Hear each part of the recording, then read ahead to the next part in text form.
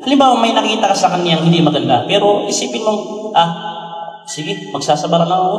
Kasi hindi naman lahat ng babae katulad niya na relihiyusa. Diba? Hindi lahat ng babae katulad niya na napakaganda. So, kailangan isipin mo yung mga magagandang meron sa kanya para matakpan yung masamang ginawa o di kay masamang pag-uugali na nakita mo sa kanya. Bilang isang lalaki, sinabi ng Allah subhanahu wa ta'ala, "Ar-rijalu qawwamuna 'ala an-nisa." So, tayo yung qawwam, tayo yung namumuno, leader. Tayo yung nasusunod. Ito yung ayah. At bilang mga kababaihan, dapat niyong tanggapin na ito yung ayah. Sa tafsir ni Ibn Kathir, rahimahullah ta'ala, sabi niya, "Ar-rajulu qayyimun 'ala al-mar'ah."